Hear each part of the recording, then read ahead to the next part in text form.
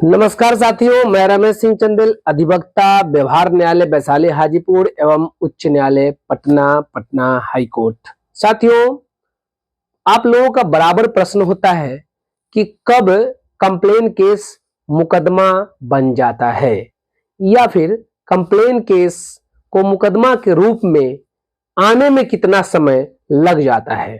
साथियों, इन तमाम प्रश्नों का उत्तर मैं इस वीडियो के माध्यम से आपको देने का प्रयास करूंगा, बिल्कुल सरल और सहज शब्दों में।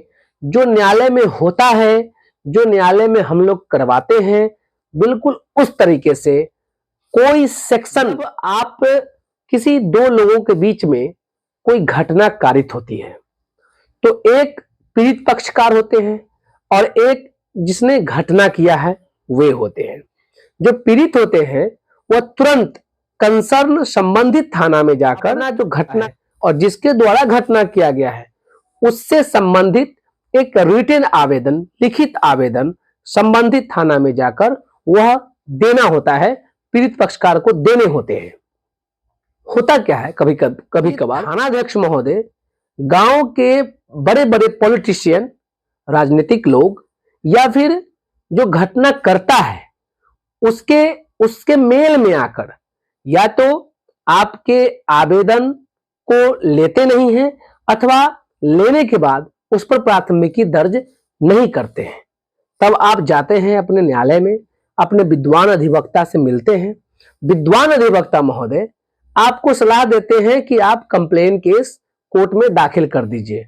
मैं जानकारी के लिए बता दूं कि 200 सीआरपीसी के तहत कंप्लेन केस न्यायालय में दाखिल हो जाता है, कर दिया होते ही कंप्लेन केस नंबर आपको मिल जाते हैं और 1 या 2 दिन बाद प्रथम हियरिंग, उस कंप्लेन केस पर प्रथम हियरिंग मुख्य न्यायिक दंडाधिकारी के कोर्ट में, जो चीफ होते हैं उनके कोर्ट में आपका होता है। उसको एडमिशन बोल सकते हैं। न्यायाधीश महोदय, मजिस्ट्रेट महोदय यह देखते हैं कि प्राइमा फेसी आपका केस क्या है, उस पर विचारण किया जा सकता है अथवा नहीं। प्रथम हियरिंग के दिन आपको उपस्थित होने होते हैं। आप अपने अधिवक्ता के साथ, अधिवक्ता महोदय के साथ आप न्यायालय में उपस्थित होते हैं और न्यायालय में सुनवाई के बाद 192 सीआरपीसी के तहत चीफ मुख्य न्यायिक दंडाधिकारी महोदय अपने अधीनस्थ किसी मजिस्ट्रेट के यहाँ, चाहे वह न्यायिक मजिस्ट्रेट, न्यायिक दंडाधिकारी प्रथम श्रेणी हो या फिर न्यायिक दंडाधिकारी द्वितीय श्रेणी हो या कोई अपर मुख्य न्यायिक दंडाधिकारी के न्यायालय में विचारण के लिए, इंक्वायरी के लिए भेज देते हैं। अब एक डेट, तो जिस दिन आप मुख्य न्यायिक दंडाधिकारी के कोर्ट में उपस्थित हुए, उसके बाद अब चूंकि कोर्ट में, न्यायालय में मुकदमे की संख्या अधिक है तो फर्स्ट हियरिंग और दूसरा हियरिंग जिस पर एसे होना होता है, शपथ पर बयान कहते हैं उसको, उसमें ज्यादा दिन का समय नहीं होता है, 20 दिन या 1 महीने का होता है। आप फिर जो केस करने वाले होते हैं, जो पक्षकार जो केस करते हैं, जो एग्रीव्ड पर्सन होते हैं, उनका शपथ पर बयान होता है जिसको एसे कहते हैं।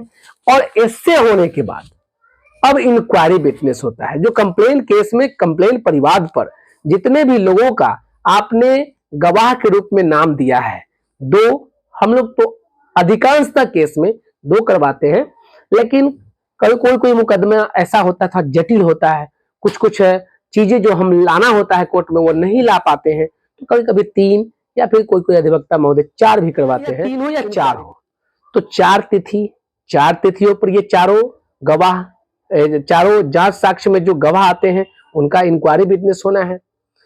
अब इंक्वायरी होना है। अब ये 4 बोलना तो आसान है। अब ये 4 तिथि 1-1 महीना के, कम से कम अगर 1-1 महीना का अंतराल पर भी होता है तो 4 महीना, 10 दिन आपका एसे में चला गया, यानी 4.5 महीना, 5 महीना, अमूमन 5 महीना। अब जब कंप्लेन केस में इंक्वायरी होता है, उस बीच में अब कभी अधिवक्ता महोदय के निधन के कारण न्यायालय नहीं चल सका, या कभी न्यायाधीश महोदय छुट्टी पर है, मजिस्ट्रेट महोदय छुट्टी पर है, तो कभी तकनीकी खराबी है, इस वजह से कंटिन्यू नहीं हो पाता है।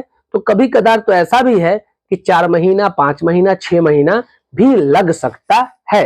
7-7 महीना, 8-8 महीना, या फिर कभी आपका गवाह का तबीयत खराब हो गया, कभी आपका तबीयत खराब हो गया, कभी आप अपने गवाह को गवाही हो सका, कभी अधिवक्ता महोदय बीमार पड़ गए। इस तरह से कंप्लेन केस को केस बनने में 5 महीना, 6 महीना, 7 महीना और 8 महीना भी लग जाता है। और जब इंक्वायरी विटनेस खत्म हो जाता है तब फिर यदि अधिवक्ता महोदय एक्टिव है तो जिस दिन लास्ट इंक्वायरी विटनेस होता है उसी दिन आप एक पिटीशन फाइल कर सकते हैं कि गवाह अब हम इंक्वायरी विटनेस अब प्रस्तुत नहीं करना चाहते हैं, अब गवाह को इंक्वायरी विटनेस को बंद कर दिया जाए।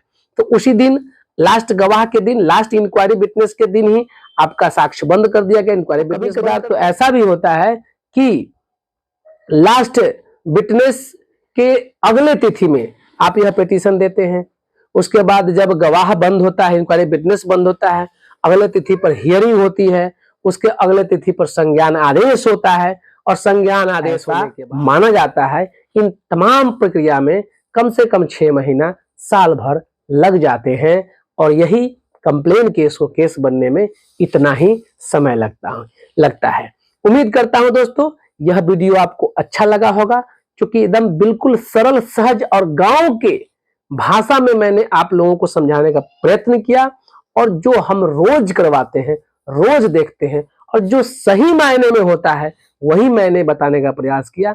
और कंप्लेन केस से संबंधित और भी वीडियो आज के बाद मैं बनाता रहूंगा, आप लोगों के सामने पेश करता रहूंगा। उम्मीद करता हूं यह वीडियो आपको अच्छा लगा होगा। धन्यवाद।